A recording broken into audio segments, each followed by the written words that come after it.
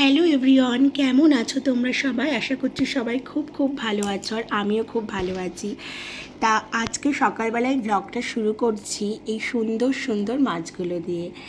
এই অ্যাকোরিয়ামটা আমাদের বাড়ি খুব বেশি দিন হয়েছে আসেনি। এই অ্যাকোরিয়ামটা হয়তো 2 মাস হয়েছে আমাদের বাড়িতে এসেছে।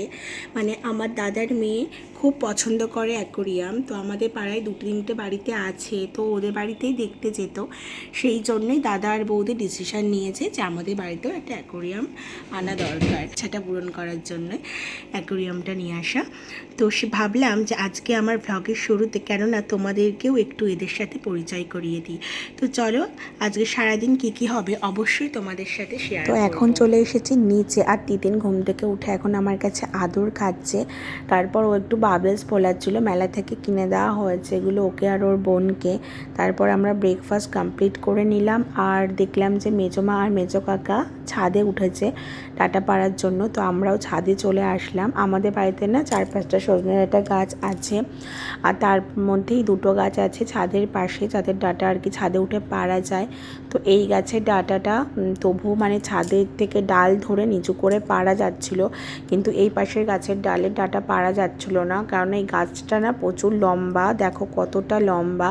তো কাকা হচ্ছে সেজন্য গাছের ডালটা ধরেই কেটে দিল। মানে ডাঁটাগুলো, এই গাছের ডাঁটাগুলো অনেক বতি হয়ে গেছিলো, এরপরে আর খাওয়া যেত না। তো মেজমা এখানে দেখো গাছ থেকে ডাঁটাগুলো বেছে দিচ্ছে, আর তিতিনের হাতে দিচ্ছে। তিতিন নিয়ে গিয়ে একটা জায়গায় ডাঁটাগুলো জড়ো করছে।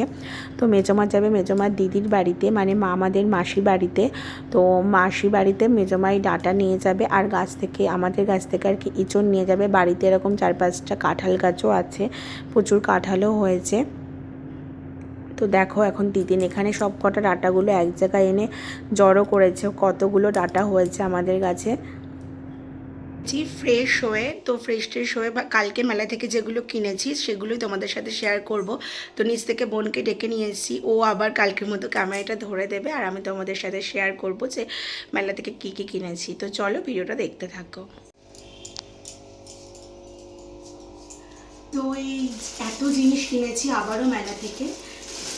দেখো প্রথমে কী দিয়ে শুরু করি, প্রথমেই ব্যাগগুলো দিয়ে শুরু করি। এমন করে সিল করা,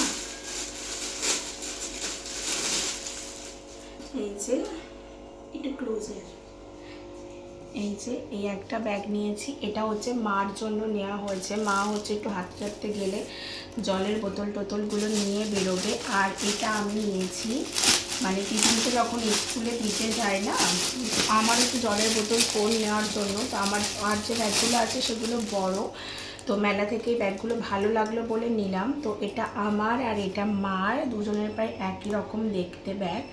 তো একটু রাখছি।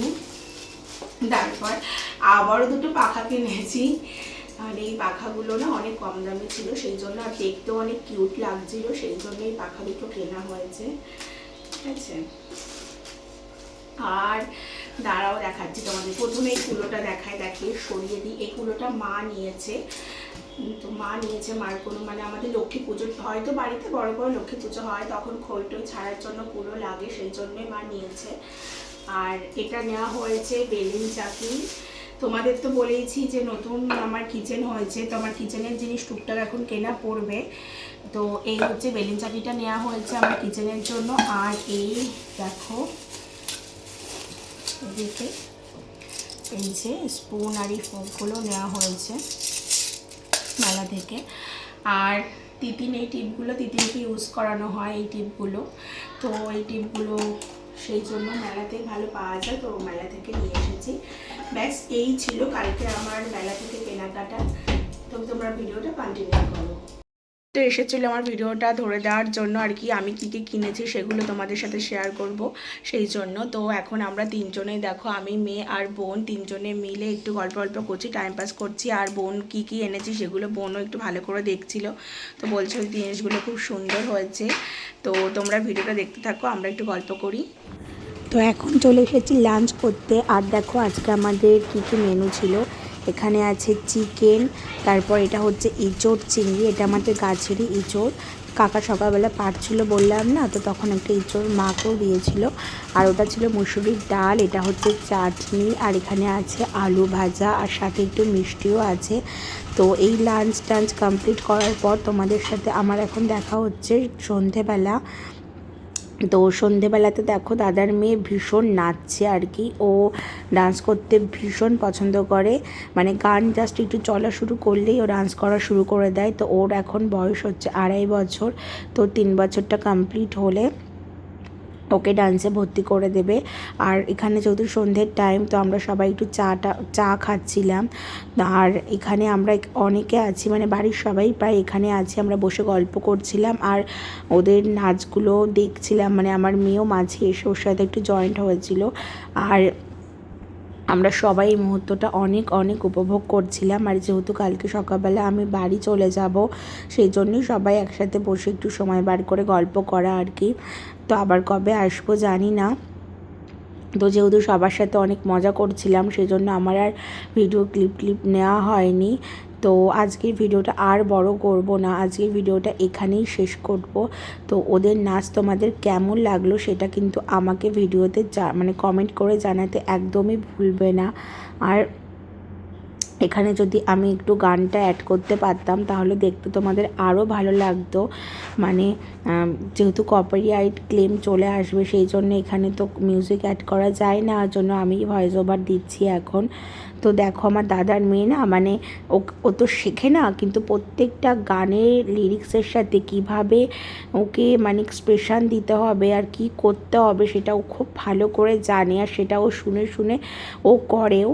আর মানে ওর এখানে ওর একটা প্রিয় গান চলছিল ফাগুনেরই মোহনায়, সে গানটা ওর খুব পছন্দ।